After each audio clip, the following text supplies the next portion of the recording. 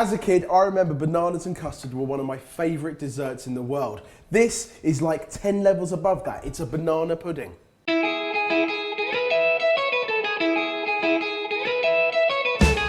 The thing with the banana pudding is it's got layers, and 2 of those we're making ourselves. An awesome custard and some crispy meringues. Okay, so we make use of both egg yolk and egg white. To start off with the custard, we're gonna place milk into a pan along with cinnamon. You guys said cinnamon is a great, or nutmeg, but in our case cinnamon, a great flavour to put into banana pudding. What I like is that you've got that milk fresh from the milkman. So a little bit of ground cinnamon going in there, and if you want to pop that onto a heat to bring it up to a simmer. In the meantime, we get everything ready that's going to go into it once it's hot. So we're going to thicken our custard with egg yolks. Yep. 6 egg yolks in here. Yep. And we want 3 egg whites in here. We're going to make meringue. All we need to do is take the egg yolks and whisk them up with sugar, corn flour, and vanilla extract.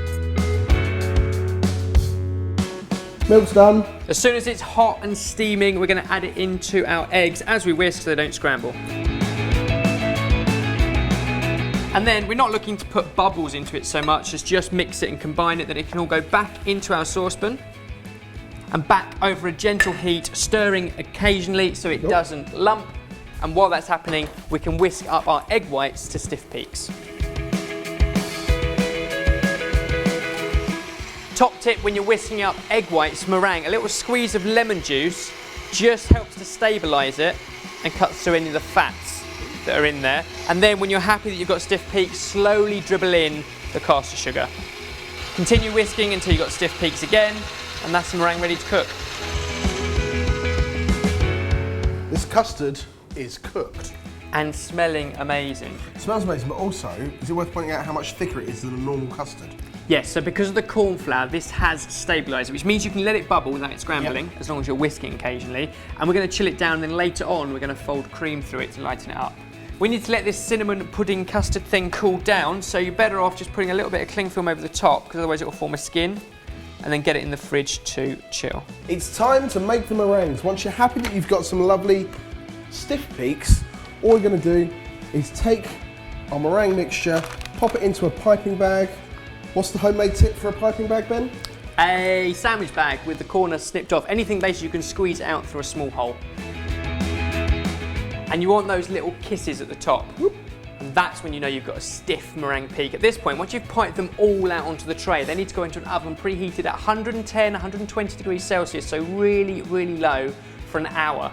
And they should crisp up, but not gain too much colour. So after an hour or so, our meringue drops have baked and cooled. They're now crisp and ready to go, and our pudding has set up. The problem is, it's a little bit too dense. So at this point, we've got all this amazing double cream. Whip it up to soft peaks and fold it in. It makes the whole thing really light and mellows down that cinnamon flavour. In the meantime, I'm going to slice up a couple of bananas into centimetre slices. Now for the layering. So get yourself a glass where you can see the layers. And we've got these Nilla biscuits, and I had to order these very, very specially. Oh, where did I put them?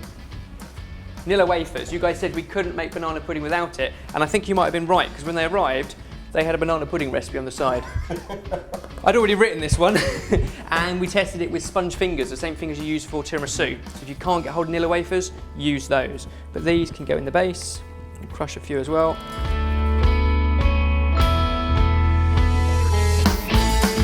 And then, because the Nilla wafers that are going in it end up soaking up that banana pudding, you want the texture to come from our meringue drop. So a couple of these on top. Nice. And we'll finish it off with a sprinkle of cocoa nibs. And there we go. Our take on the classic American banana pudding, sorted.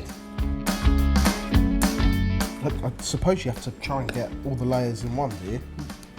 Yeah, I guess you just got to get a bit of, yeah. Great. Look at that. Thanks. Now you've made it easier for me. That just takes me back to my childhood. And that pudding with the cream is just the right consistency. So it kind of holds, it's not sloppy, but it's no longer stodgy like it was when it came out of the fridge.